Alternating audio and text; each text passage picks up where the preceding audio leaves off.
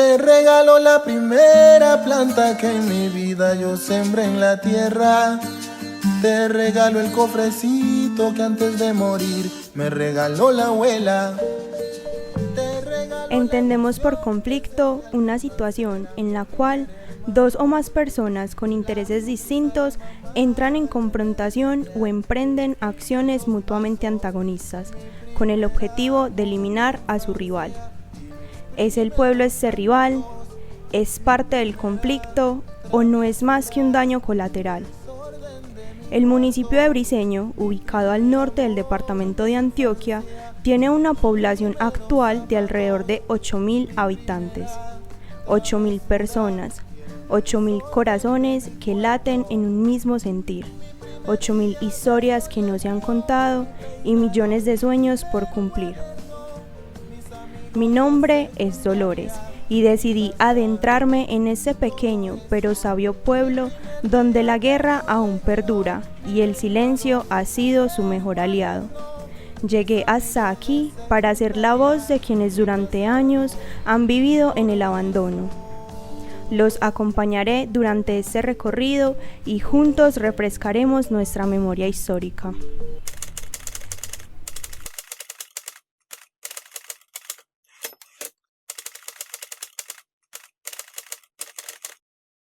En Briceño, pues los habitantes han sido víctimas durante mucho tiempo del actuar de grupos armados ilegales, tanto de guerrilla como de paramilitares. Yo tenía por ahí 20 años más o menos, duré 3 años y medio y entré más o menos como en el 2001.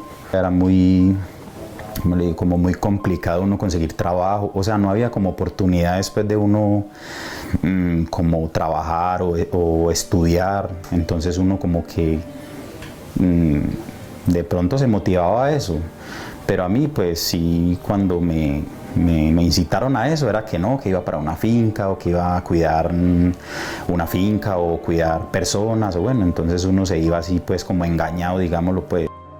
Hace 50 años que vivo aquí en el municipio de Briceño y tengo muchas cosas para contarles. En el año 2001 perdí a mi esposo, que lo mataron un grupo armado, perdí a un hijo y a una hija que yo había levantado. Ellos los mataron, pero nunca los entregaron y están desaparecidos. Doña Imelda es una madre de 60 años, una que vivió lo que ninguna madre debería vivir. Se venía presentando un incremento de los asesinatos, tanto en el área urbana como en el área rural, y por eso queríamos saber de primera mano, con base en la información de los habitantes de Briceño, qué era lo que estaba ocurriendo. Ellos ocurrieron el 5 de mayo del 2002.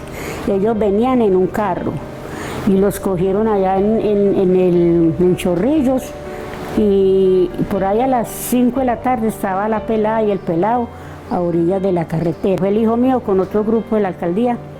Ellos negaron que no lo tenían, que no los tenían. Por ahí a los 13 días encontraron las 4 personas más los 2. La muchacha y el muchacho nunca lo encontraron. Como escucharon, doña Imelda se despierta día a día con el dolor de haber enterrado a su esposo y no saber aún, 20 años después, dónde están sus hijos. En algunos territorios de Antioquia, como Briceño, la guerrilla lleva 40 años aproximadamente de presencia ininterrumpida. Eso quiere decir que tienen arraigo, tienen familia, descendencia, negocios. Tuve la oportunidad de conversar con varios de los familiares de las personas que fueron asesinadas durante esa racha de homicidios, y el hurgar en sus memorias, el pedirles el favor que nos busquen una fotografía, que nos revivan la tragedia, ¿cierto? Eso remueve muchos sentimientos, tanto en esas personas como en el periodista. El muchacho que lo asesinó, y él lo que nos dijo era que si a él lo traían, él decía dónde, porque no nos puede decir el punto, que porque ya tanto tiempo, ya 20 años, ya el punto ni estaría, o tal y tal cosa, pero que si a él lo traían y a él lo trajeron, él no dio, no dio nada. A él también se le olvidaría el punto, 20 años. Él dice que la muchacha quedó al lado de un guayabo, por ahí no había nada. y que el pelado quedó como a 3 metros de él, pues ahí no había nada. A él sí lo trajeron, pero no hubo nada de nada. Ya ellos se quedarán desaparecidos porque ya han venido como en 2 o 3 veces y nada. Fue el caso de Briceño. Allá llegaron integrantes del Frente Nordeste del Clan del Golfo a tratar de disputarles el territorio, en el cual hay sembradíos de coca, pero como les decía, también las personas tienen un arraigo, tienen una pertenencia por estas tierras y quieren evitar a toda costa que lleguen invasores a imponerles un nuevo régimen delincuencial. Que venían cargados un carro camuflados, o yo no sé qué dijo ese señor, y que las 4 personas sí tenían que ver con eso, pero que las 2, que la muchacha y el muchacho no, pero que le dijo a sus compañeros o a los de él que no daran evidencia, entonces fueron asesinados.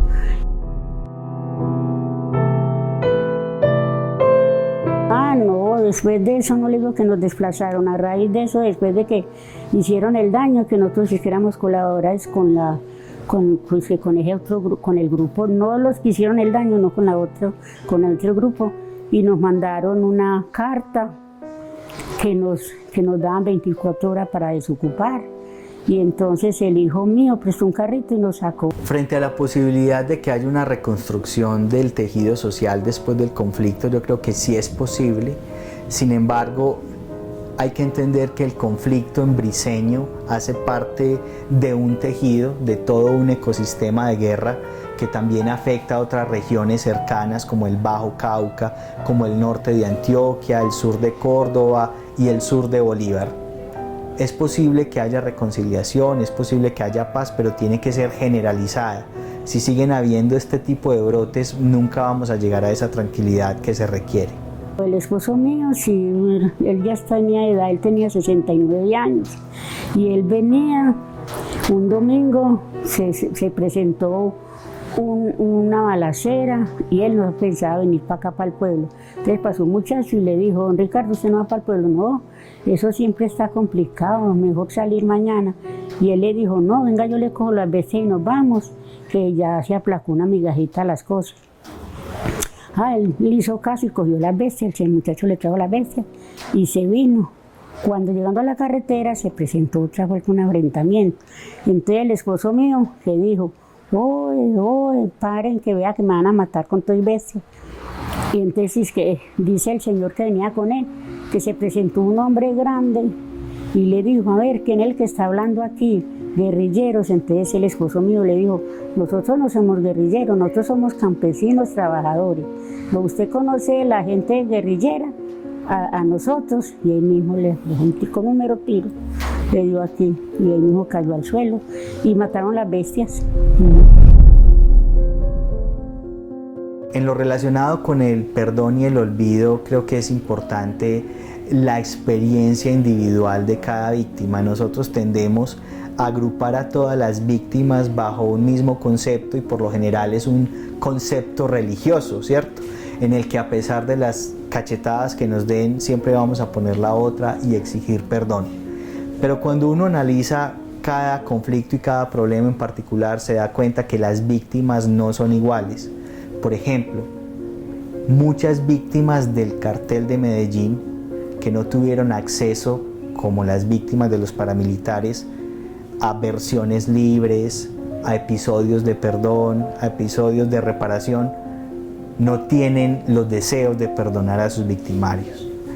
Mientras que uno observa en víctimas de los paramilitares y algunas de la guerrilla que sí hay una posibilidad más grande de perdón, porque han tenido la oportunidad de sentarse frente a frente con los victimarios. Entonces decir perdón, decir olvido depende de la experiencia de cada víctima. Lo que no podríamos hacer es tratar de agruparlas a todos en una misma situación, sino tratar de entender en particular cuál fue el daño que se le hizo a cada quien y en qué contexto. ¿Cómo le digo yo? Les dirá a ellos que les perdona, pero uno de corazón no les perdona. Corazón, como uno no es capaz de corazón, uno porque no se vuelve a ver con esa gente. Que 20 años son 20 años, pero uno los primeros años... Se debe cultivar en las próximas generaciones un perdón infundado desde la reconstrucción social, donde los adultos de mañana no crecerán con rencor y temor en su corazón, pues vivirán en un entorno social de mayor seguridad y respeto por la vida. Deprisa como el viento van pasando los días y las noches.